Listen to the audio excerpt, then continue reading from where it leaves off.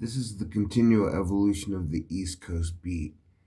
It is not yet the witching hour. Um, so I was watching somebody talk about their goth experience back in the 90s, particularly they said 1996. And I had to do some math and I was thinking, oh, I was, so many like, whoa, when was I 21? I haven't really thought that far back to those. I just remember like certain like when I was in my 20s I was doing this, in my late 20s I was doing that, but I don't necessarily associate it to a calendar year. I just kind of remember, oh yeah, my 27th birthday, my 35th birthday, or um but so it made me realize, oh, like I was 21 in like 1991, you know what I'm saying? Or something like that. And uh I can't remember. Anyway, I was like, oh, so there was this age difference between us, and like I said, she was talking about how she was going to a Cure concert in New York, and it was this big, huge event, and she was saying this and that. And now that she's older, she was saying how some of the people that would comment on her videos would say like they feel it's weird because they feel like they're being treated a certain way because they're older goths, but they've been listening to The Cure since they were 15. You know what I'm saying?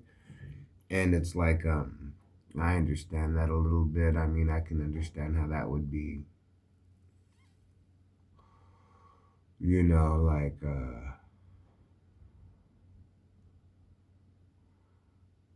trying.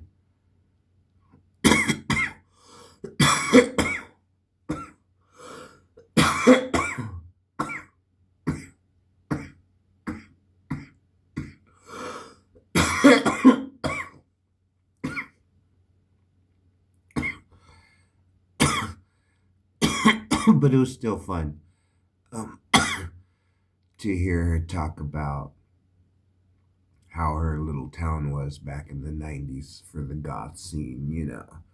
But they were like super duper goth, like um it wasn't like, it wasn't just that they listened to The Cure and they listened to, stuff like that. But it was the whole look, they can still remember how many eyes their Doc Martens had, you know what I'm saying? And it's like, damn, bro, like, I remember my first pair of Doc Martens too, you know what I'm saying? Because I couldn't afford a pair. I couldn't afford a pair of Doc Martens until I was in the army. And the first pair of Doc Martens I ever bought, they actually sold at the PX, at the Army Exchange. Um, I think they were like 8 or 12, and they were soft, and I wore those uh, the entire time since I bought them. I wore those boots the entire time I was in the military. I bought another pair of hiking boots, and I bought a pair of Nike trainers to do my PT in. But I wore those Doc Martens they were my shoes, you know what I'm saying? And I wore them, and I remember I finally was wearing them in the kitchen in California, and the soles finally busted through, and I could keep feeling the water, and I was like, oh well, I mean, I had them for a couple years, so I wore them through Colorado. They survived a winter in Colorado, and a couple years in Germany, a winter in Colorado, and like a year and a half in San Bernardino before they fucking finally gave out. But they were pretty chill. But that was the very first pair of Doc Martens I had, and then I bought another pair while I was there, and for 150 marks, which was $100 at the time, and there's the store called Paradox, which is 2 levels.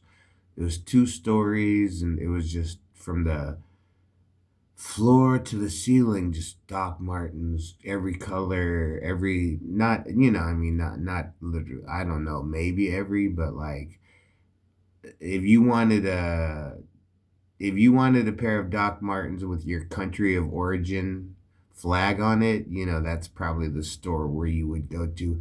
This was before internet, shopping. And of course, there was always mail order catalogs, but you couldn't actually go there and like try them on. And you know what I'm saying? But from what I remember, I've heard a lot of people tell me, "Oh, just wear a lot of moleskin." If you get a pair, because at one point I bought some Doc Marten era paratrooper boots. This was after I got out the army, and they were maroon, and I thought, "Oh shit, this is gonna be so good." But oh my God, they would blister my feet up so bad, and there was no way around it. And oh, just wear moleskin.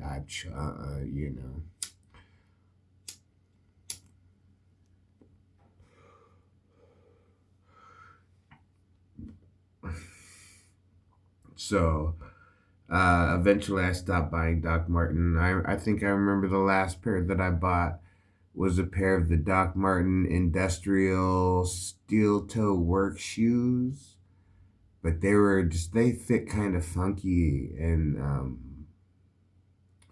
they never really fit right. I've had a couple pair of Doc Martens that used to fit really good. I think my feet would. The thing is, over the years, my feet have always been extra wide. Like when I was in the army, I had extra wide feet, and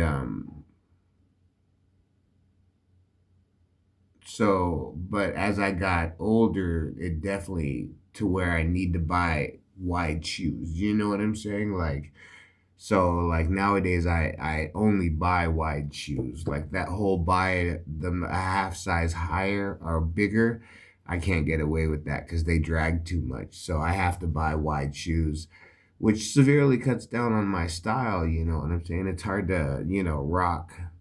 I mean, I don't know. I don't really shop on the internet, but I don't really find too many stores that sell extra wide suede Pumas. You know what I'm saying? Just hanging out on the market. Oh, on sale for $29 on top of that. Shit. And it matches my shirt. And like, why not? You know what I'm saying?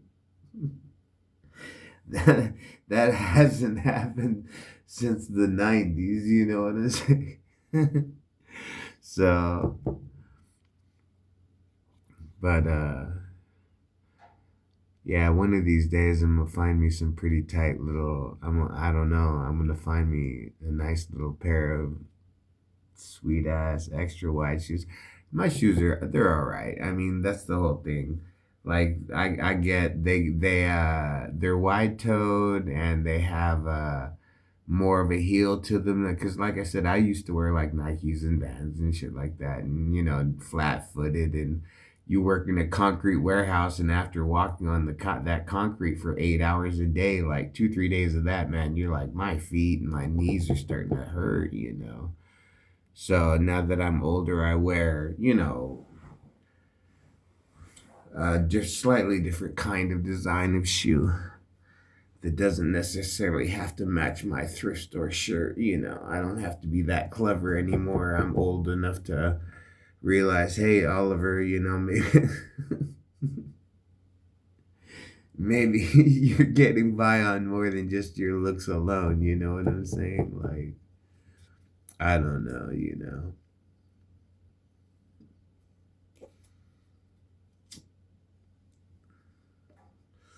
But another thing today that I saw was this guy was talking about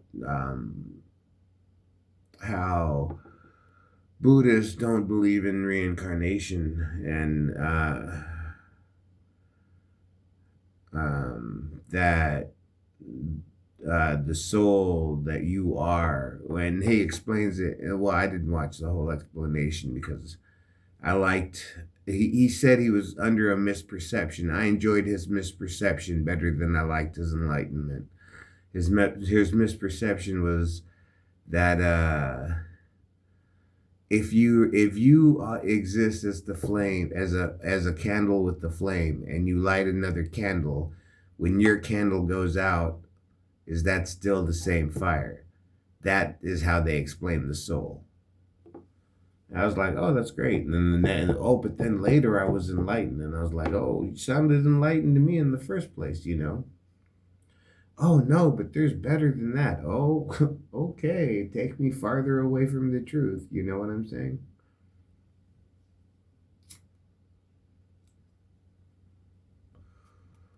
But like I said, that's wisdom. Like half a spoonful of wisdom in your cup of tea is enough to bring you to enlightenment, and any more, and you just get cavities. You know what I'm saying? Like your teeth rot because you're so clever, and you can't let things go. You know, you always have to think it through its thousands of possible evolutions, you know, before you're confident in an action, you know what I'm saying, that you committed 8 years ago, you know what I'm saying.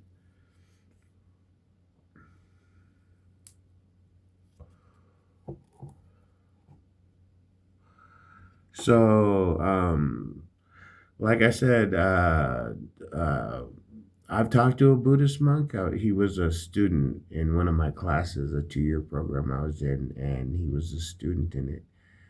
And I talked to him a couple times because he was a monk when he was like 15 or something. He joined the monastery for a couple years.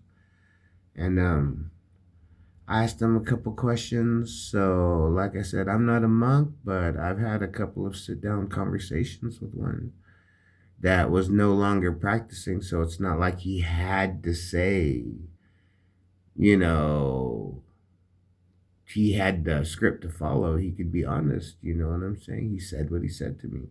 I said, hey, as a monk, or as a Buddhist, I would say, because I asked him, are you still a Buddhist though? You know what I'm saying? Now that you're not a monk, you still consider yourself a Buddhist?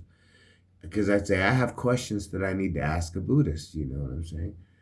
And he would say, okay, so we talked about a couple of things, and I never asked him about reincarnation. Like I said, I guess one of my beliefs is an old Hindu belief that our soul is reborn, and like that it's one story, that we are one thing throughout this billions of years of story being told. And that in one lifetime we're going to meet our 10-year-old crush, but this time you'll be 18 and she'll be, you'll both be at the same, professional soccer academy, and you'll tour the world together, and that's one of your lives, because the eternity is going to last until eternity ends, and then there'll be what? Nothing. You know what I'm saying? So, um, so it can't, yeah, I'm not saying it can't possibly be like that, but I mean, I would not think that it would be like that. And then if it was like that, then to every moment,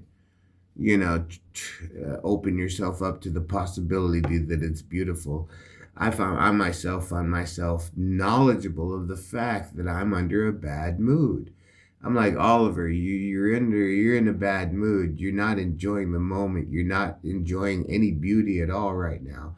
And I'll catch myself and I'll look at something beautiful and know that it's beautiful, but sometimes I can't feel it. But I'm like, just keep looking at the beauty and know that that exists in this world. You know what I'm saying? You know?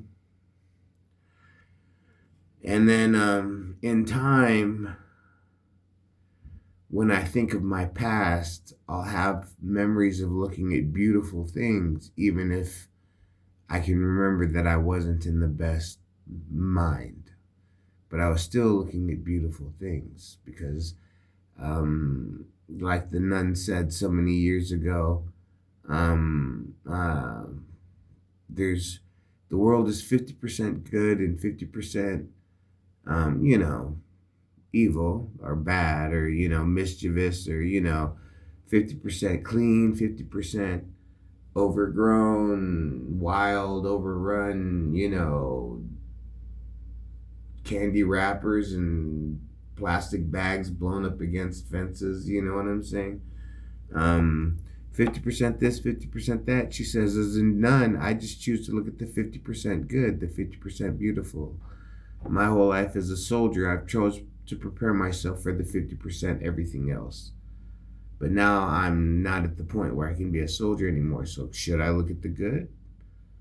I mean, like I said years ago, I kept telling myself and everybody that I would talk to, I'm gonna turn my sword into a plowshare. As a U.S. Army veteran, I'm gonna find my way to turn my sword into a plowshare.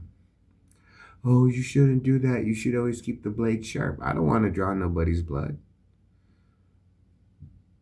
I think after a certain amount of time, I should be able to just not have to do that. You know what I'm saying? It's like, well, the whole time when I was doing what I was doing, what were you doing? Okay, tell me that we've done the same amount of time before you tell me that you're my equal. You know what I'm saying? I don't claim certain things. I don't need to claim certain things. But if someone's going to tell me that I got to, fight for my shit, fight for my life for my shit, oh man, I'm going to be so upset. You know what I'm saying? I don't know the ways of the street probably half as good as I should. I mean, I just get by on a, limp and a smile, I guess. I don't know. But, I don't have no problems with nobody. So that's how I look at it. Like, why should I be jumping up and down telling people, hey, you're doing it wrong? All I can say is, when I was a kid, I heard whispers. I followed those whispers. Those whispers led me to other places. I went from living in California with my mom to eventually living in Florida with kids I knew from California, but now we were all 18 or, they were 18. I was still 17. But, they were going to school in Florida and they let me come live with them. This was like part of the cycle of life because I was willing to follow that life. Because, when I heard certain things about Buddhism and Taoism, it just made me realize that this is the wind that's going to open up the sails of the ship that's going to take me around the world, because I'm going to unchain my mind and open it up to the possibility that life is adventure and travel. And when the time came, I ate the strawberry. And when the time came, I did question, is it the boat that's moving down the river or is it the river that's moving the boat? You know what I'm saying? Even on the boat, I would ask myself, okay, standing on a boat going down the river, which one is it? And realize, man, I've been thinking about this for 3, 5, 10 years, 20 years, 30 years. And it took me until I was this age to stand on a boat and say, which one is it? Is it the river moving the boat or is it the boat moving on the river?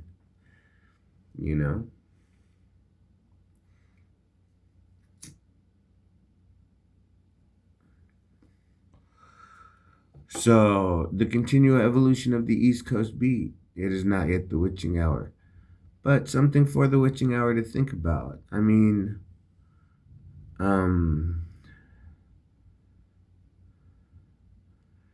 because one of the things that the girl that was talking about the 90s, what she was doing, and even though she's like, I don't know, 10 years, 15, 20, I don't know how many years younger she is than I am.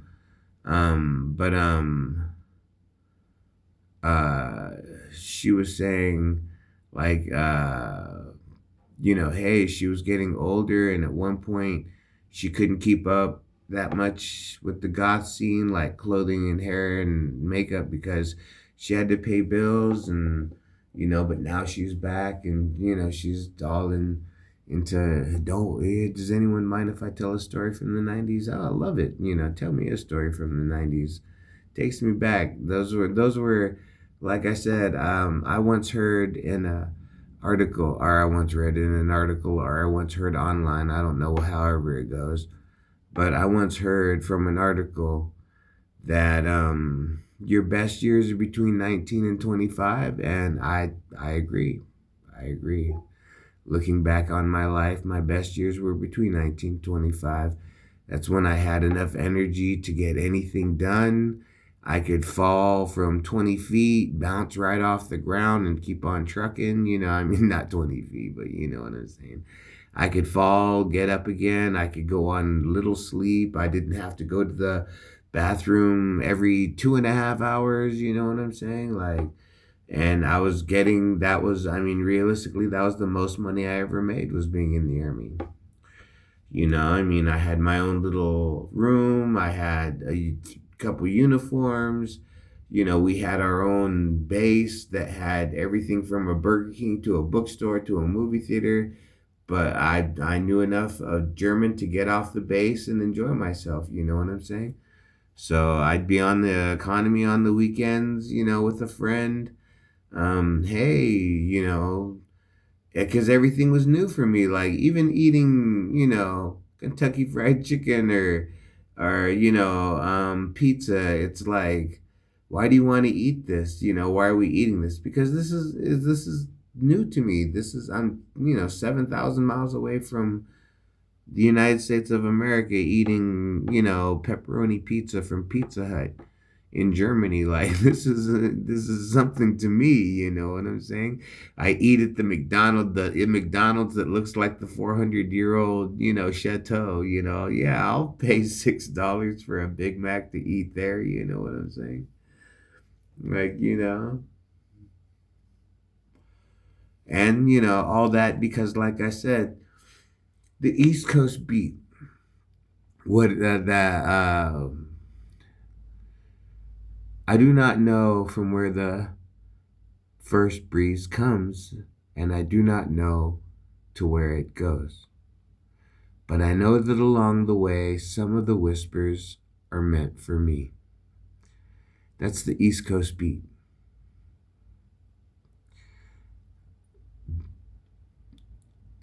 And, take it as you will. You know what I'm saying?